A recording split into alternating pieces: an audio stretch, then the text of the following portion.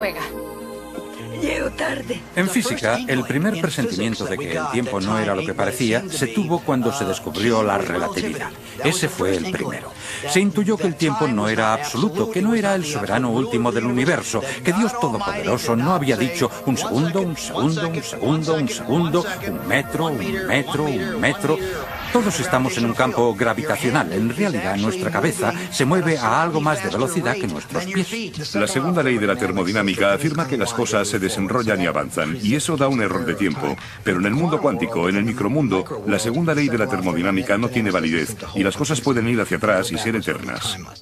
Las ecuaciones fundamentales de la física tienen una propiedad a la que denominamos simetría de inversión temporal. Y la simetría de inversión temporal significa que hay un conjunto de leyes que son simétricas si se cambia el signo del tiempo y que tienen las siguientes características.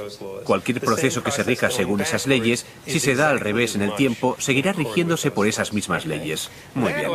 Eso debería significar que la leche sale del café igual que se disuelve en él, que la gente rejuvenece igual que envejece, que tenemos la misma clase de acceso al conocimiento del futuro que al del pasado, que actuando ahora podemos influir en el pasado igual que podemos influir en el futuro. Pues eso no es así. Todo esto entra en conflicto directo con la forma en que, psicológicamente, experimentamos el mundo. Una de las ideas aún más difíciles de aceptar, a pesar de que la física cuántica lleva ya tiempo por estos mundos, es la posibilidad o la noción de que el futuro puede tener un efecto causativo en el presente. Creemos que el pasado puede tener un efecto causativo en el presente. Sujeto una pelota, la suelto, cae. Causa efecto cuando llega al suelo. Pero, ¿puede que el suelo sea la causa de que haya soltado la pelota? Solo en la experiencia consciente nos parece que avanzamos en el tiempo. En la teoría cuántica se puede retroceder en el tiempo, y hay indicios de que los procesos del cerebro relacionados con la conciencia se proyectan al revés en el tiempo. A finales de los 70, por ejemplo, un neurofisiólogo de la Universidad de California de San Francisco llamado Ben Libet realizó unos experimentos muy conocidos. Libet examinó a pacientes que se sometían a una neurocirugía cerebral con el cerebro al descubierto y sin perder la conciencia. Les dio anestesia local con el objetivo de dormir la zona del cráneo y del cuero cabelludo y poder acceder al cerebro mientras estaban conscientes y podían conversar. E hizo dos cosas. Por un lado, les estimulaba el meñique, miraba la parte de la corteza sensorial del lado opuesto que estaba relacionada con eso, registraba eléctricamente la actividad y preguntaba al paciente cuándo notaba el estímulo en el meñique. Por otro lado, también les estimulaba esa zona concreta de la corteza. Lo normal es pensar que si estimulas el meñique, se necesita un periodo concreto de tiempo para llegar al lado opuesto de la corteza, de forma que el paciente notifica el estímulo una fracción de segundo después de que se haya realizado. Y si estimulas el cerebro directamente, piensas que el paciente reacciona al instante, pues comprobó que era al revés. Cuando estimulaba el meñique, el paciente lo notaba al instante. Y cuando estimulaba directamente la corteza, había un intervalo. Tras revisar todos los datos y repetir el experimento una y otra vez, Libet llegó a la conclusión de que el cerebro proyectaba información hacia atrás en el tiempo. En efecto, se necesitaba un tiempo concreto para llegar a la corteza sensorial, pero el cerebro proyectaba información hacia atrás. El estímulo se notaba justo en el momento en el que se producía el pellizco.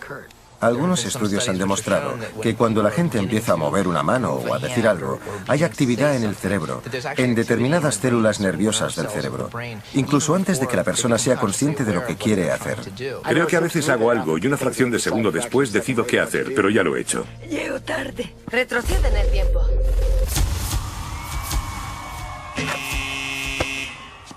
Que no era el soberano último del universo, que Dios Todopoderoso no había dicho un segundo, un segundo, un segundo, un segundo, un metro, un metro, un metro. Todos estamos en un campo gravitacional. En realidad, nuestra cabeza se mueve a algo más de velocidad que nuestros pies. La segunda ley de la termodinámica afirma que las cosas se desenrollan y avanzan, y eso da un error de tiempo. Pero en el mundo cuántico, en el micromundo, la segunda ley de la termodinámica no tiene validez, y las cosas pueden ir hacia atrás y ser eternas. Las ecuaciones fundamentales de la física tienen una propiedad a la que denominamos simetría de inversión temporal. Y la simetría de inversión temporal significa que hay un conjunto de leyes que son son simétricas si se cambia el signo del tiempo y que tienen las siguientes características. Cualquier proceso que se rija según esas leyes, si se da al revés en el tiempo, seguirá rigiéndose por esas mismas leyes. Muy bien.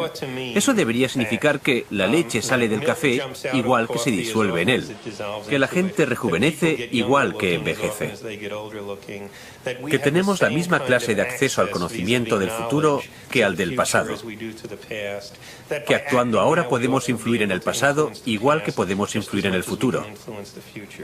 Pues eso no es así. Todo esto entra en conflicto directo con la forma en que, psicológicamente, experimentamos el mundo. Una de las ideas aún más difíciles de aceptar, a pesar de que la física cuántica lleva ya tiempo por estos mundos, es la posibilidad o la noción de que el futuro puede tener un efecto causativo en el presente. Creemos que el pasado puede tener un efecto causativo en el presente. Sujeto una pelota, la suelto, cae, causa efecto cuando llega al suelo. Pero, ¿puede que el suelo sea la causa de que haya soltado la pelota? Solo en la experiencia consciente nos parece que avanzamos en el tiempo. En la teoría cuántica se puede retroceder en el tiempo, y hay indicios de que los procesos del cerebro relacionados con la conciencia se proyectan al revés en el tiempo. A finales de los 70, por ejemplo, un neurofisiólogo de la Universidad de California de San Francisco llamado Ben Libet realizó unos experimentos muy conocidos. Libet examinó a pacientes que se sometían a una neurocirugía cerebral con el cerebro al descubierto y sin perder la conciencia.